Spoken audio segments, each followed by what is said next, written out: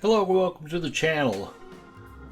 On this episode of On the Bench, we'll be servicing an antique Lenzkirch German clock. This particular clock is one of 1 million. It's a gorgeous porcelain clock. You can see it's got the cherubs and the little roses and flowers and the lady on it. Really an attractive clock.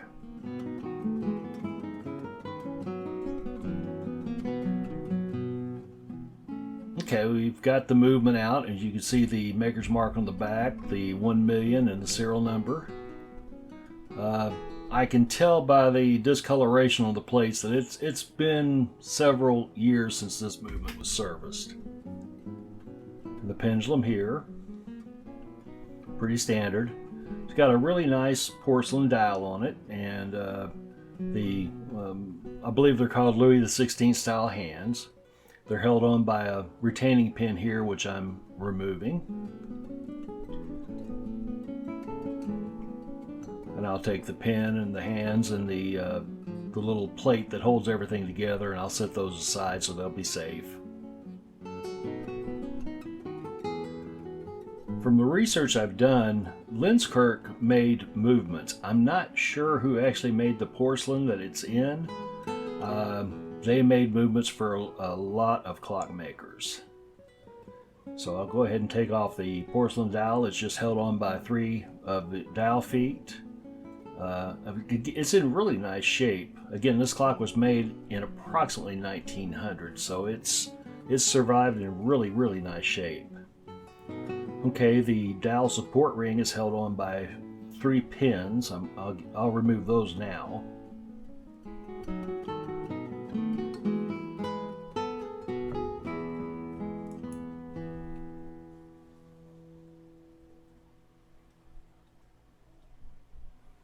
Okay, and we'll lift the dial support ring off again. As you can see, it's really tarnished.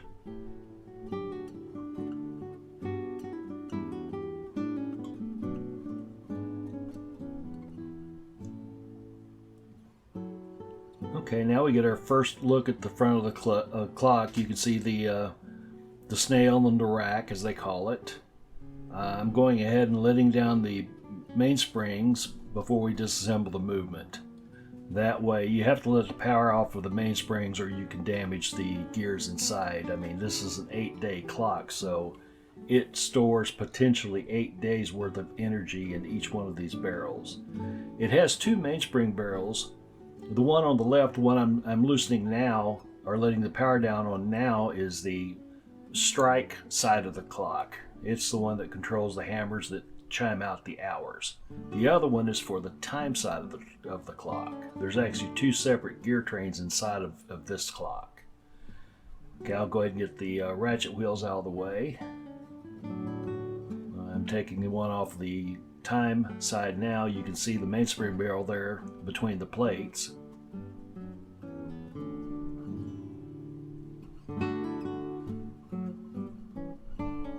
Get that ratchet wheel off.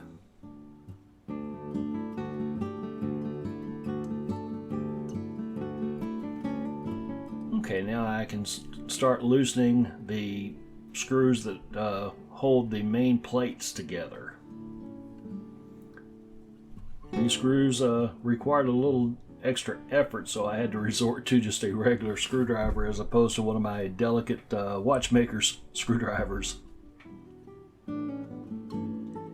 Again, I don't think this movement has been serviced in many years.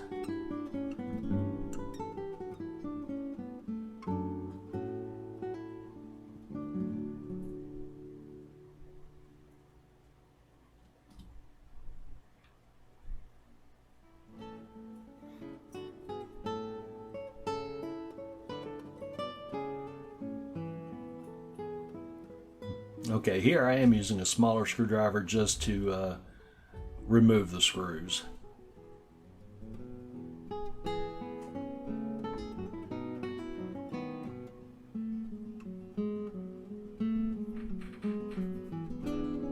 And the movement is held together with 4 screws.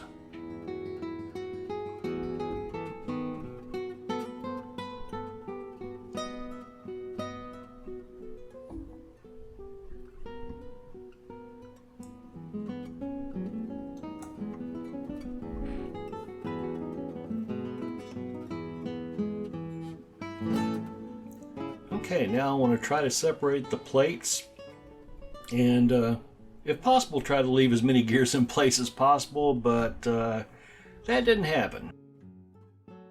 Okay, this is the suspension spring and the block that the suspension spring is mounted in. I'll take the suspension spring and set it aside because it is damaged very easily. This is the crutch, which the pendulum swings on. And here's the clock. Except for the mainspring barrels, the clock is completely disassembled and ready to go into the ultrasonic.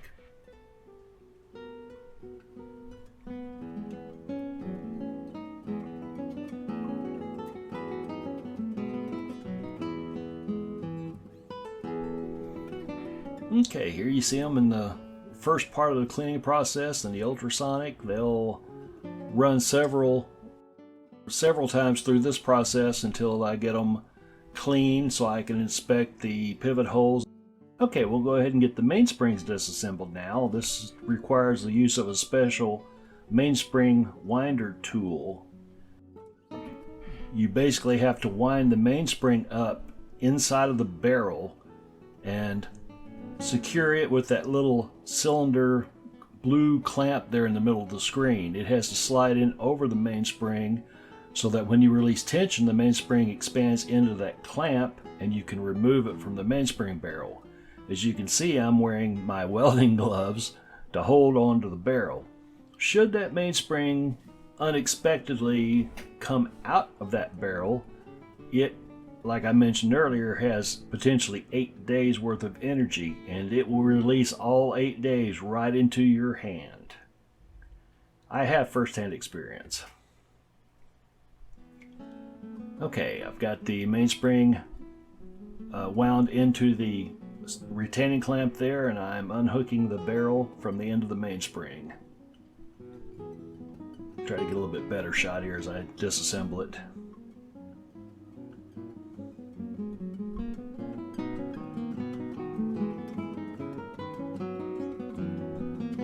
Okay, the mainspring is secured into that clamp. Now I have to wind the mainspring up again to release pressure so I can remove it from the retaining clamp so I can service the mainspring.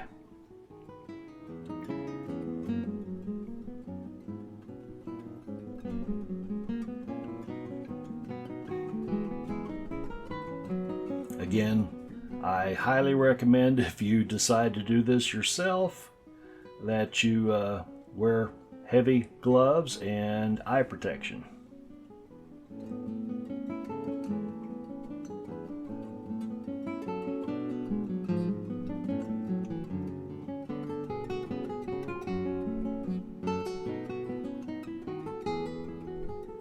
Okay, once I feel the retaining clip loosen, I'll go ahead and gently slide it off of the mainspring and then let the power down on the mainspring so I can remove it from the arbor and get it ready for service.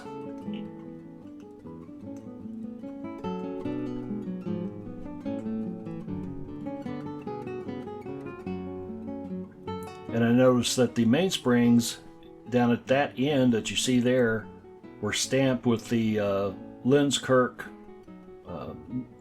trademark, so these are the original mainsprings for this clock.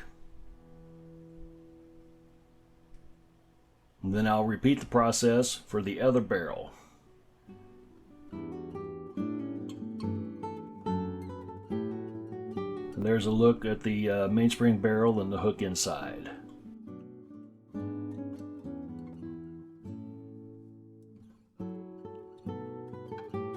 Okay, after the gears come out of the ultrasonic, as good as the ultrasonic does, sometimes the dried up lubrication is just so tough that it cannot get it all out. So you go in with a sharpened piece of pegwood to remove any remaining lubrication that the ultrasonic couldn't get. And this will be repeated on all of the pinions within the clock.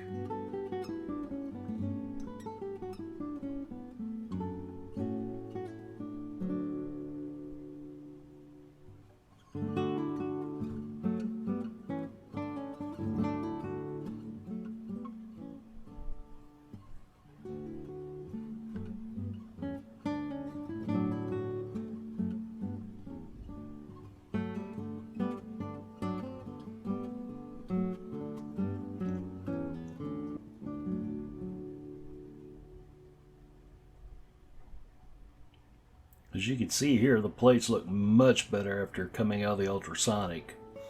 And I'm using a piece of pegwood here to peg out the pivot holes. Again, you know, the Ultrasonic doesn't always get every bit of the old dried up lubrication out.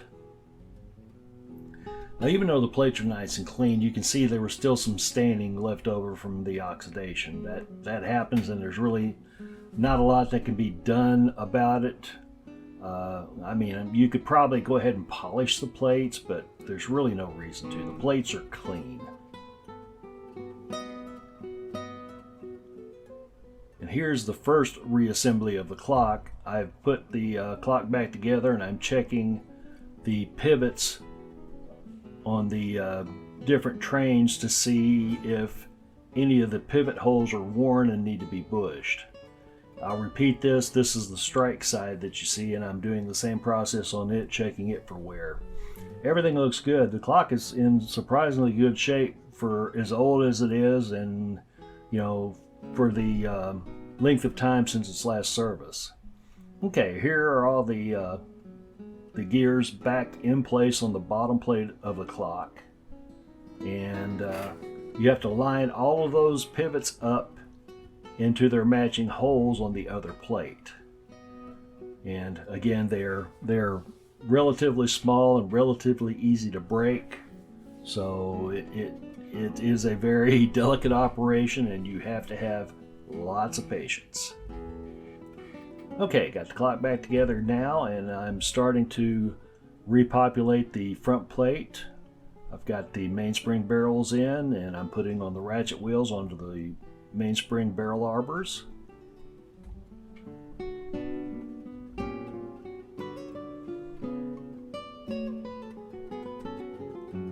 I'll get their retaining clamps reinstalled. A little bit of lubrication on the center wheel. I use synthetic clock oil for this, for lubricating these pivots.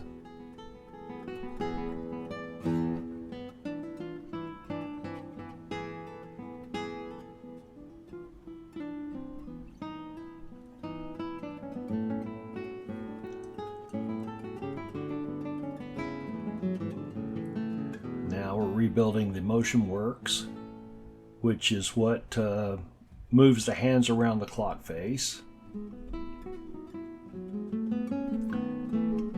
And there's the snail on the center wheel there. You can see why it's called a snail, since it has the shape of a snail.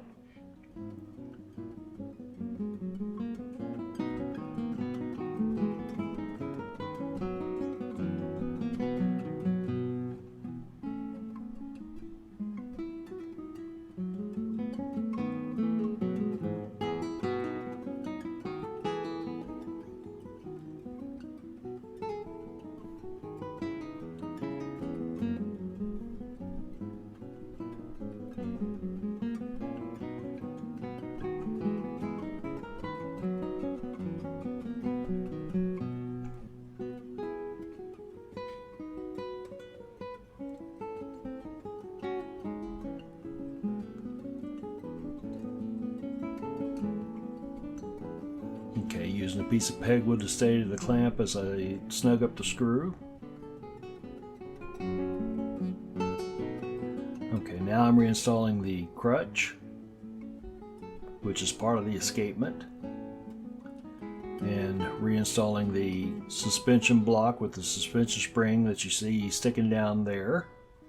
And that's what the pendulum hangs off of, and it goes through the crutch there to move the pallets back and forth, which is the escapement of the clock. Okay, you got it all back together and got it on my test fixture.